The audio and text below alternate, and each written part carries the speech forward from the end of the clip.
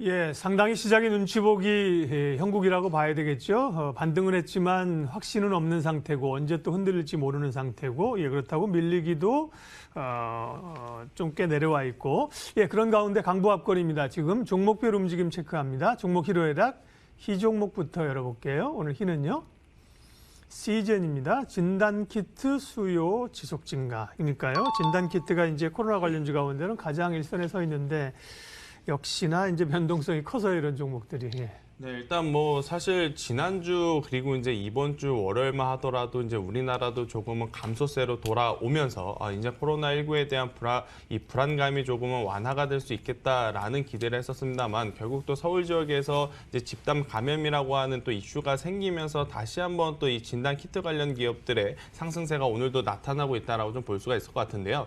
근데 이 진단 키트 같은 경우에는 이제 국내에서 일어나고 있는 이 확진자 수, 감염자 수의 증가로 이제 올라간다. 라기보다는 글로벌적으로 좀 체크해야 될 것들이 좀 많을 것 같습니다. 지금 가장 이슈가 되는 건 뭐였냐면 중국이 가장 먼저 시작을 했고 그다음 우리나라가 좀 급속도로 좀 퍼졌죠. 지금 현재는 이 북미 그리고 유럽 쪽의 이 확진자 수와 사망자 수가 이제 급속도로 지금 증가하고 있는데, 지금 북미나 유럽에서 항상 좋은 예시를 들 때 우리나라의 이 빠른 이 진단 키트, 이제 빠른 이 선별 진료를 이제 가장 좋게 이제 보도를 하고 있는 상황입니다. 그렇다라고 한다면 우리나라에서 지금 사용하는 진단 키트를 유럽이라든지 이제 북미에서 수입을 해서 이제 자국 국민들의 이제 그 선별 치료를 할 가능성이 굉장히 높다라는 관점에서 본다면, 여전히 시젠을 비롯한 뭐 랩지노믹스, 뭐 지노미트리 같은 기업들, 뭐 진매트릭스 같은 기업들 같은 경우에는 여전히 상승할 수 있는 모멘텀은 충분하다라는 이야기를 드리겠습니다만, 일단 여전히 뭐 제가 늘상 말씀드리지만 또 테마로 엮인 종목들 같은 경우에는 오를 때 이렇게 쉽게 오른 만큼 내릴 때도 빠르게 또 내려올 수 있는 가능성이 굉장히 높습니다. 그렇기 때문에 일단 진입하시는 것은 지금은 저는 조금 어렵지 않나라는 이야기를 한번 조심스럽게 드려보도록 하겠는데요. 뭐 코로나19가 단기간 안에 잡힐 가능성은 굉장히 좀 낮지만 그래도 지금 진입하기에는 지금 위치적으로 굉장히 높은 위치이기 때문에 데일리 트레이딩을 하시는 분들한테는 굉장히 좋지만, 뭐 이 시젠이라고 하는 기업을 중장기 혹은 스윙으로 가치주의 성향을 띠고 이제 매매를 하시기에는 굉장히 위험하지 않을까라는 이야기 한번 들어보도록 하겠습니다.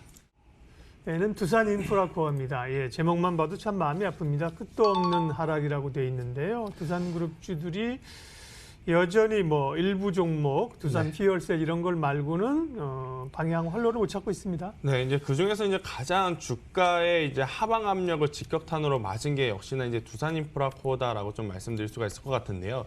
문제는 지금의 이 하락이 단기간 안에 해결이 될 모멘텀이 없다라는 부분일 것 같습니다. 일단 뭐 코로나19 사태도 있겠습니다만 전반적으로 지금 건설기계 장비 같은 경우에는 크게 중국과 인도 향해 이제 매출을 좀 기대를 해볼 만한데요. 일단 중국과 인도 지금 실질적으로 예전만큼의 수요가 그다지 크게 증가하지 않기 때문에 두산인프라코어 최근에 다시 한번 실적의 개선세가 조금은 보였습니다만, 앞으로 다가오는 1분기, 2분기의 실적은 또 눈높이가 굉장히 또 많이 낮아질 가능성이 굉장히 높다라고 좀 말씀드릴 수가 있을 것 같은데요.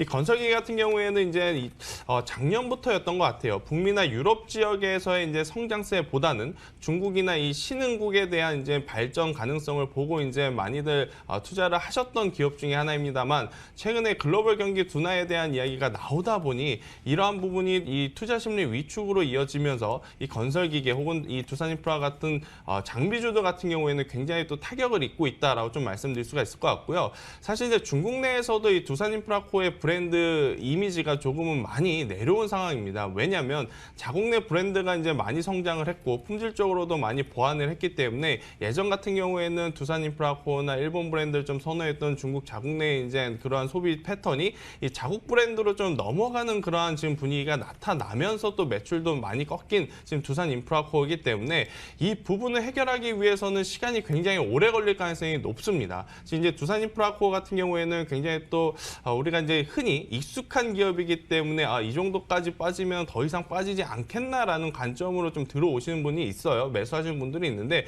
지금은 절대적으로 그렇게 매매하기에는 굉장히 위험하다라고 좀 말씀드릴 수가 있을 것 같고요. 그러면 두산인프라코어 많이 내려왔는데 언제 턴어라운드를 기준으로 잡아야 되느냐? 결국 분기 실적이 폭발적으로 늘어나지 않는다라고 한다면 주가에 이 반등도 없을 것이니 실적이 돌아 나오는 모습을 보인 이후에 우리가 진입을 해야 되지 않을까라는 이야기 한번 드려보도록 하겠습니다. 시장 흐름들 그리고 특징주까지 김민진 차장님, 김태성 이사님 함께했어요. 수고하셨습니다.